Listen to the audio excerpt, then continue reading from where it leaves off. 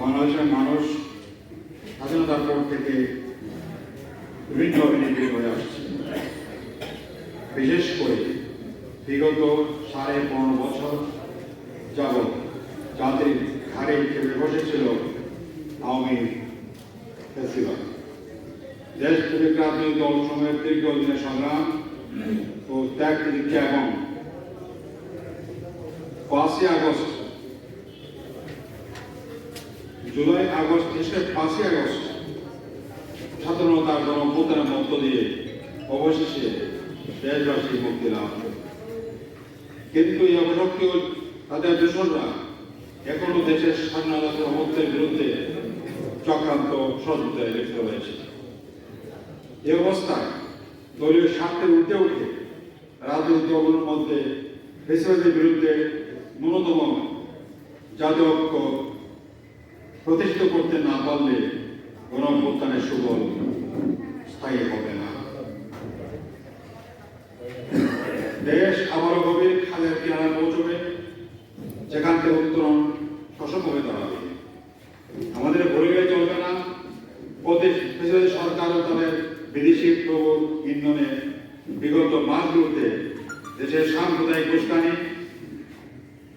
পার্বত্য চট্টগ্রামের অস্থিরতা, বিভিন্ন ন্যায্য অন্যায্য দাবি দাবা নিয়ে রাজধানীতে অরাজকতা সৃষ্টির পায়তারা করা হয়েছে। গণঅভ্যুত্থানের পক্ষে অক্ষর রাখতে স্বার্থের ঊর্ধ্বে উঠে রাজনৈতিক দলসমূহের মধ্যে আন্তঃদলীয় সংলাপ অব্যাহত রাখা দরকার।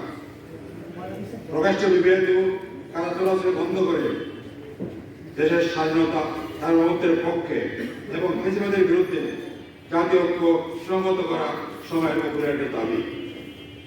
বিশাল চ্যালেঞ্জে পথ শুরু করলেও বেশ কিছু ক্ষেত্রে সফলতা আনতে সক্ষম হয়েছে পরিবর্তন অর্থনৈতিক সরকার। আবার কিছু সিদ্ধান্তের কারণে তাদেরকে সমাধান মুখোমুখি হতে হচ্ছে। এই শেখ হাসিনা, এই সরকার শেখ হাসিনা তার বিরোধীদেরকে দেশে ফিরিয়ে এনে বিচারের কার্যবায় এখনো দাঁড় করাতে সক্ষম হয়নি।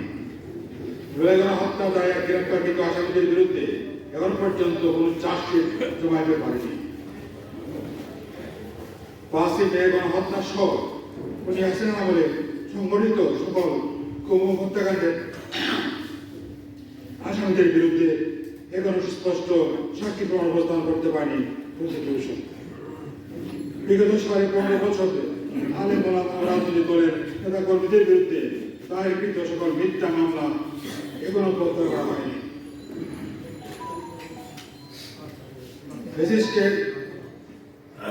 কিছু আমলা উদ্বোধন কর্মকর্তা প্রশাসনে এখনো ঘাট মেরে বসে রয়েছে। শহীদ আহত বেশ কিছু পরিবারের পক্ষ থেকে সরকারের বিরুদ্ধে অসুবিধার অভিযোগ উঠেছে। বিপ্লবোত্তর পরিস্থিতিতে কোনো ক্ষেত্রে কিন্তু মিথ্যা মামলা দিয়ে অনেককে আটকানোর চেষ্টা করা হয়েছে। আমাদেরও কিছু কর্মী ভাই এই মামলার সম্মুখীন।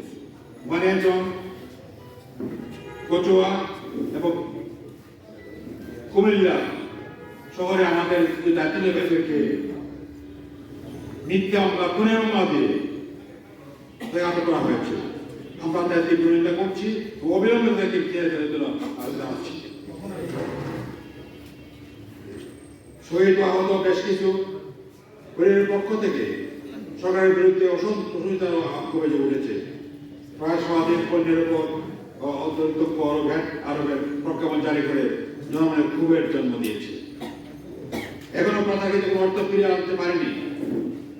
গত মাসে 11টি সংস্থায় কমিশন গঠন করলেও এখন পর্যন্ত মাত্র 4টি কমিশন তাদের রিপোর্ট জমাইতে সক্ষম হয়েছে। আমরা অন্তর্বর্তী সরকারকে উত্তরণে কার্যকর উদ্যোগ গ্রহণ, দ্রুত সময় প্রয়োজনীয় সংস্কার সম্পন্ন করে 2025-এর মধ্যে জাতীয় নির্বাচন অনুষ্ঠানের ব্যবস্থা করা, বহুত্ববাদ বাতিল করে আল্লাহর প্রতি অবিচল আস্থা ও বিশ্বাসকে সংবিধানের অন্যতম মূল হিসেবে স্থাপন করা করে রাষ্ট্রধর্ম ইসলাম ও বহাল এবং প্রার্থনার বিধি আইন পাশ না হওয়ার নিশ্চয়তা, স্বসংবিধানের প্রয়োজনীয় সংস্কার করতে রাজনৈতিক দল গুলোকে যে কার্যকর উদ্যোগ গ্রহণ কর আইন শৃঙ্খলা পরিস্থিতি রক্ষাকারী আইন শৃঙ্খলাকারী বাহিনীর পোশাকি পরিবর্তনের চেয়েও সেবা নৈতিক মানদণ্ড উন্নতি নিশ্চিত করার দাবি জানাচ্ছি। আপনাদের সবাইকে ধন্যবাদ। কমিটি গঠন হয়েছে, কমিটির কিছু কথা আপনাদের সাথে বলা হয়েছে, আর বাকি দিন আমাদের কিছু কথাবার্তা বাইরে আসছে বলে আমরা মনে করি এইগুলো যদি না হয় সবার মাধ্যমে নমিনেশন করা, যাতে করে আমরা অক্ষত থাকতে পারি। আর ইসলামিক হিসেবে আমরা তো ইসলামের জন্য কাজ করে যাচ্ছি, ও ক্ষেত্রে আমরা কর্ম শুরু করেছি, এটাও বল থাকবে, তাদের বল থাকবে। ধন্যবাদ।